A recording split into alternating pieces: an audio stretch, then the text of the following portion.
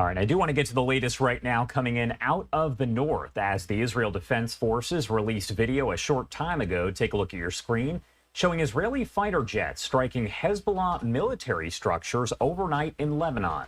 The IDF saying the strikes are in retaliation for the terror group's rocket and drone attacks on civilians there in northern Israel.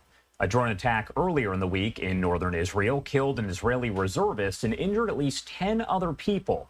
And now Israel's top military general in the north says the army is ready to wage war on the Hezbollah terror group if need be. I do want to talk more about all of the latest here related to the north, so let's bring in Abraham Levine, an intelligence analyst at the Alma Research Center there in northern Israel. Thank you so much for taking the time to be here with us today. No problem. All right, so first off, I do want to ask you the big major question that so many people are asking. Does it appear that Israel would declare war on Hezbollah? Do we see that happening in the coming days, weeks, or months?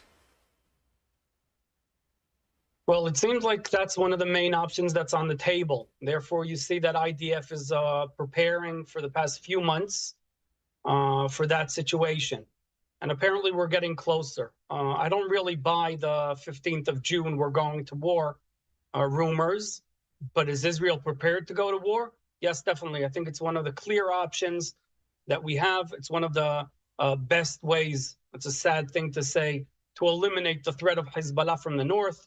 Hezbollah has escalated in the past month, especially May versus April is very clear, doubling the number of UAVs, aerial attacks, doubling the number of anti-tank missiles, both challenging the Iron Dome and having a lot of success against our people. And I have to ask, how exactly would a full-scale war differ from the fighting, the situation that is going on now between Hezbollah and Israel? What would be the major difference by actually saying this is a full-scale war? Well, on Hezbollah's side, it would mean that all targets are open, whereas right now they're maintaining their target area to the northern front, 5-10 kilometers from Lebanon, and trying to hit mostly military targets, about 50-55% military targets, and the rest are civilian targets, but mostly in areas evacuated from civilians, or at least 80-90% of civilians. Once we go to a full-scale war, Haifa, Sfat, Tveria, and obviously the Holy Grail would be somewhere around Tel Aviv.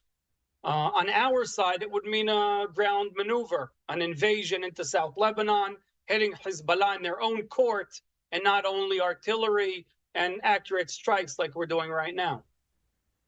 What role might the U.S. play if Israel was to go into a full-scale war with Hezbollah? Would the U.S. role change at all? I see UN's role as U.S. Role as their own interest. They're not taking part in our war. Will U.S. warn Iran or help in that case? I think U.S. has a clear interest to keep Iran out of this, and an escalation of a whole area, an international war all over. And I think that will be U.S.'s part in what we see in the future if we go to a full-scale war.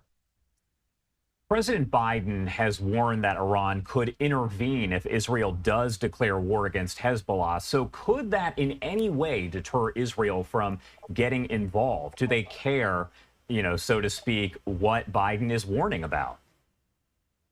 Well, first and foremost, I think he's a little revealing of what his concerns are. He's not concerned with the 60,000 people evacuated. He's not concerned with the Hezbollah attacks since October, 200 attacks every month, 300 attacks on May. That's not his concern. His concern is Iran going to join the war or not? Does Israel care? Yes, of course. U.S. is our greatest ally, and we need to present our case, the threats, the challenges that we're facing, so President Biden makes the right move if we're forced to go to a full-scale war, which clearly no one in Israel wants. We've waited a very long time. Hezbollah is continuing their attacks, and I don't think we'll have a choice. If Hezbollah continues, escalating their attacks, eventually we'll have to stop this thing and bring our people home. And I've asked you a lot about kind of what ifs here. So this is another what if question. Do you believe, just based on your experience, what you know, that Israel would be able to handle two wars simultaneously, talking about the war against Hamas and if they were to go to war with Hezbollah? Well, I'll just add that we're trying not to. It's a challenge that we're not sure. We don't want to be in that situation. I'll even make things even more complicated. I don't see the Shiite proxies in Syria not joining. I can see Iran continuing UAVs attacking the Golan Heights where I live, with UAVs from northern Iraq.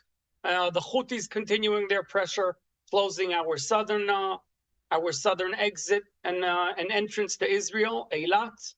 And if need be, we'll do it, but we'd rather not. If the ceasefire deal that is on the table right now is reached between Israel and Hamas, how might that play a role in the attacks by Hezbollah on Israel? Would we see them die down? Would we see them stop altogether, or would they continue? Well, the truth is we don't know. Hezbollah continues to say that they're supporting the Palestinian, the Hamas effort, and that they'll stop once we reach an agreement. We've been talking about this agreement a very long time, and Hamas is still refusing the best deals we can give.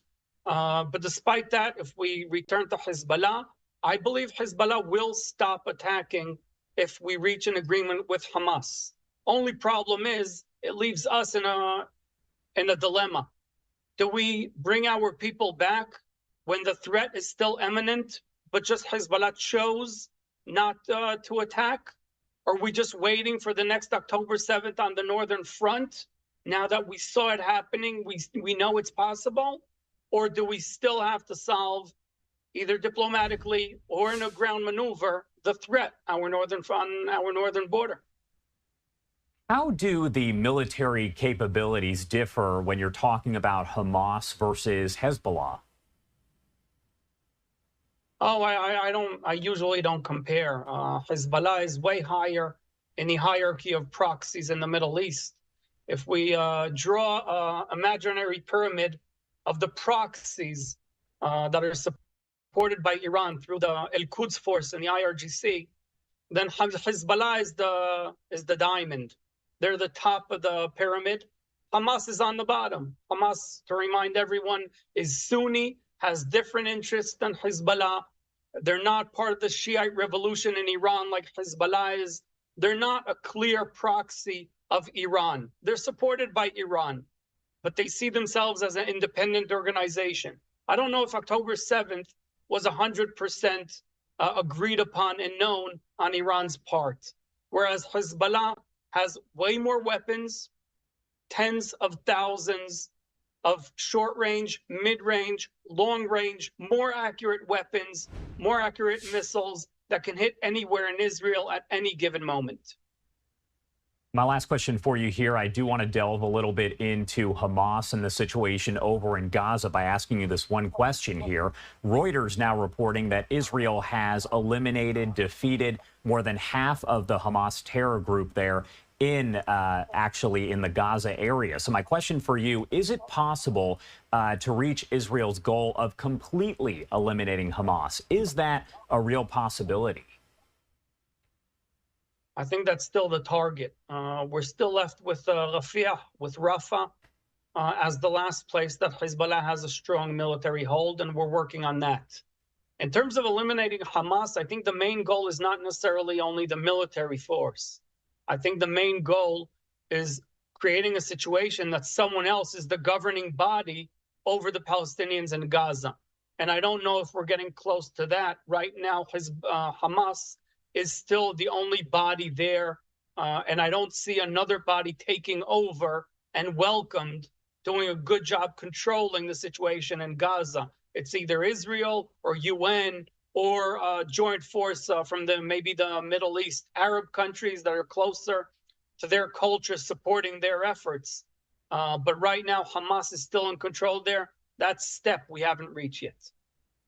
All right. Abraham Levine, thank you so much, as always, for taking the time to be here with us and break down the latest developments there out of the Middle East. We know the situation there in the north is continuing to escalate, so we're going to keep an eye on that. Anything else you want to add about any of this before I let you go? I get asked a lot about what are the targets, if it's eliminating Hamas, if it's military, if it's political, if it's a revenge, if it's a punishment. I think the targets should be very, very clear, and they're simple, and I don't think we should be even bringing this up. But for some reason, if it's not clear, I'll make it clear now. The target is to bring our hostages back home and the people that were evacuated from the border with Hamas, the border with Hezbollah, back to their homes safely. If we can do that, the war is over. All right. Thank you so much, as always, as I said, for being here with us. We appreciate it. My pleasure.